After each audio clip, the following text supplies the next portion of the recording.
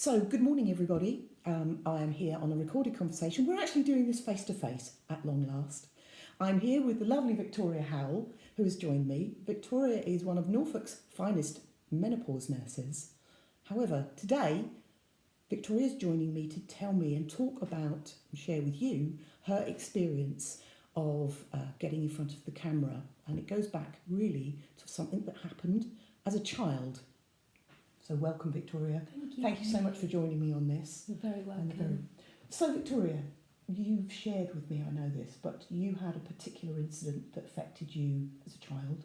Would you like to tell Absolutely. what happened and how that's affected you going into adulthood? Yeah, absolutely. So when I was the age of 11, I was round my cousins with my parents, and we were having dinner, and the children, me obviously one of them, were eating our tea in the lounge, and they had a lovely dog who I went to make a fuss of, and he was a lovely beagle, but he turned around and he got hold of my cheek here, and it was, the adults were in another room, and it was a bit, what do I do?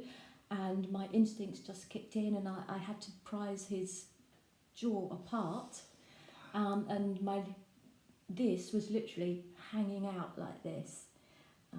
So my other cousins, they went and got the grown-ups, and they were like, oh, we need to take you to hospital, you'll only need a few stitches. Well, stitches? Yeah. the fear. Yeah. So anyway, we went to the hospital. I had 9 stitches popped in. I was only allowed one adult, so I asked for my dad to come in with me, because I said Dad will be brave. And yeah, we had to, when we went home, we didn't go straight home, we went back to my cousins, and they'd put the dog out of the way in an outbuilding at that time, but walking down that pathway back to their house, hearing the dog bark, Raised your anxiety. Yeah, absolutely. Absolutely. So now, as a result of that, I was off school. My mum wanted to keep me off school. I think in her heart she thought it would heal and fade before going back to school, so I was off school quite some time. However, due to the extent, it was very, very red. Yeah. And it was very red once it had healed, because it had taken so much of the tissue out of my cheek. Yeah. Went back to school, clearly got very bullied, called Scarface most weeks, because this is what children do. They pick the obvious, don't they? So that impacted on my confidence a great deal. Did it impact on my grades at school? Perhaps, because of the confidence, was very diminished. And yeah, just how I felt about myself, and felt that I wasn't worth it. Yeah. And got through teenage years, and following that, I didn't feel too bad about it. Having photographs taken back then, you didn't take a photograph and look at it and do whatever you want with it. Quite. You had to send a film to the chemist, Yeah. and you waited in anticipation Yes. to see a photograph when you're like this, and Yeah. it's the best of the bad lot. Yeah. That wasn't too bad. And starting my nurse training, going to university, that helped my confidence in myself and my ability and my self-worth.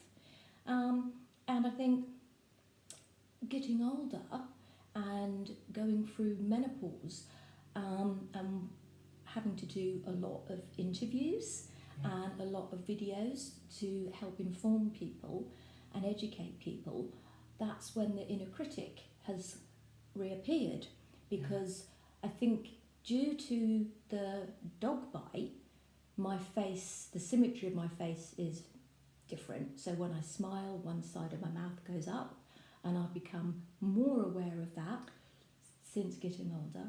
Right. And obviously when I smile, where the scar is, I have lines come down, extra lines compared to the other side. So I may be really pleased with something that I've done, with regards to content and how I may be helping people, but looking at me, and it's like, I'd rather be like, I'd rather look like this. So everything's smoothed rather than, you know, and lots of people will say to me, we don't notice that. But it's how you feel inside. Yes. And, you know, as a coach, as a nurse and coach myself, I'm very good at helping other people. Yeah. But when it's ourselves, we can be rather critical. Yeah. Yeah. Wow. Yeah. Wow. Absolutely. We worked together. Yes. 2.5 years ago now. Yeah. Yes. Very hot day. Very hot day. And you told me about this story then. Yeah. And you shared with me. And in all honesty, and I'm not, no word of a lie, when you told me about that, I had to look slightly more. I'm going, oh my goodness. Yeah. Well, yes. It's almost like a dimple under your cheekbone, Mm-hmm. you know. But I did not see that. Yeah. I saw you as a whole. Yeah. But you're absolutely right. Things can become the elephant in the room, Absolutely. and that's how it sounds as if it's been for a lot of your older life, perhaps. Yeah. And you know what it's like when you're a teenager or even older than a teenager and you get a spot on your face. To you, that spot is all anybody can see.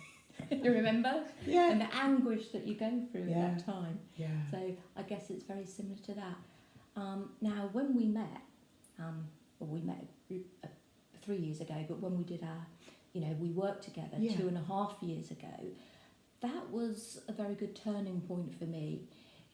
It was during lockdown, and that was the time when I wanted to reach a lot of women who may be suffering or concerned about their menopause symptoms. And yes, we couldn't go out and about. So being on social media and doing videos and lives was a really good thing to do.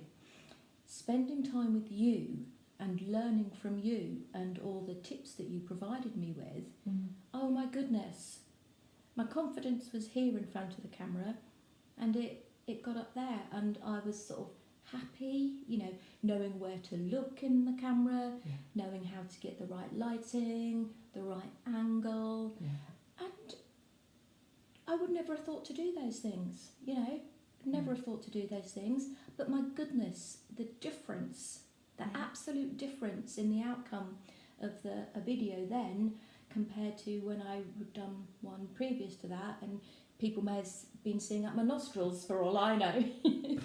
Do you know, that's something I do think that online communication, the use of Zoom, has helped a lot of people with, actually, because you see fewer and fewer people, you know, looking down at the camera, but it can still happen. We digress a little bit, but that you found all that really helpful. Absolutely. That's really good. Absolutely, yeah. And we did a photo shoot together as well, and I know you said not to mention that too much, but I want to, because it's important, because I absolutely hate photographs of me, as I've already said. And when I came in to talk, you were absolutely lovely and wonderful and got me relaxed, but it took a while for me to go from like this in front of the camera to, oh, this is actually quite fun. Yeah, well, and that was actually going to be a question, and thank you for sharing that, because that must have been quite a challenge. When I asked you if we could do this, and you said yes, and you came, and I, now knowing your story, and I didn't know as much about it at the time, thinking this is going to be quite a challenge for you. And yes, quite often people look quite anxious when they first start. And then your confidence grew, and you can see that in somebody's face as it happens, you know.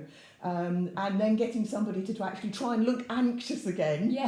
And, you know, use the acting skills to look anxious is even more of a challenge once you've learned. It's more difficult to go back, isn't it? Absolutely. Yeah. Absolutely, without a doubt. You know, when I looked at the photographs from that shoot, you could, you know, I could tell the ones when I was sitting there sort of going very stiffly, and the ones that you'd caught when you had me just action things, you know, even when I was sort of going like this, I think on one of them, sort of very natural, rather than thinking, oh, I'm having a photograph taken. And the difference in the look and the feel of the photographs as well. It's quite, when people say, I want to portray a particular look, you really have to work with the person, because they just sort of think getting in front of the camera, you know, is get in front of the camera, look to camera, and you know, and now what do I do? But trying to portray how somebody feels Yeah. and allowing somebody to actually capture that, it can be a whole other thing. Oh, Yeah. without a doubt, without a Yeah. doubt. And sort of going back initially, you're saying, well, just look there and do this and do that. And you were so lovely, but it took a while to Let the melt nerves me. go. Yeah, to let go, to Mhm. let go, absolutely. And once I did, as I said, the difference in the photographs was just chalk and cheese. And I have to say, since then, I've seen several of your own personal videos, business marketing videos, Yeah. and I've thought, wow, you really got into it. You looked completely happy. You still do. Whenever I see them, you still look completely happy about what you're talking, because obviously the subject you're talking about, you're inside out, as we do with our businesses. Absolutely. But this is often this is something else I just wanted to touch on is. Women in business, we both are, Yeah. is their visibility of their business. Yeah. And how not getting in front of the camera, if exactly how you used to feel, Yeah. is an issue to people. And how working on it, they can learn to get past it, learn to improve it. And then once you've made that made that leap or that step, Mm. you then will be so much braver, so much happier, so much easier to then create your own marketing material, have more regular photo shoots, know what you've got to be aiming to get. And that's going to show in the results. Absolutely. All those things you just said, but you also feel free. Yes. Absolutely. It's a physical and mental freedom Yeah. that one feels. When I do anything now, I did one the other day, I made sure I was in front of a window. All these tips that, you have taught me and your coaching has really helped me with, they're still here, Yeah. and I use them each time. So I always make sure, the camera's at a particular angle, that the lighting is right rather than having the light behind me. So, perhaps I would have preferred that before so my face didn't show up. But now it's like, no, people need to see. They need to see what I can do for them, how I can help them. They need to see that I'm confident in helping them as well. Yeah. And if I'm sitting in front of the camera, sort of shy and not doing much, or even not even providing films and photographs, people are going to wonder, is this person capable of doing this? Or even, well, who is this person? They says that they do this and this, but who is that person? Exactly that, Victoria. You've so hit the nail on the head, in that nerves can do funny things to you, and you don't come across as yourself. Yeah. And of course the important thing is, now in marketing, certainly in the small business industry, is that authenticity and being able to be yourself. Yeah. Yeah. Yeah. You certainly achieve it now, and I'm so pleased for you, because that has helped your business so much more. It has. Lovely. Remarkably so. Yeah. So Victoria, thank you. No, thank you. Thank you for this conversation. Thank you, everybody. I hope that sharing Victoria's story has helped you a little bit and given you a little bit of an insight. And there will be more recorded conversations on Love Your Image. Thank you, everybody. Bye.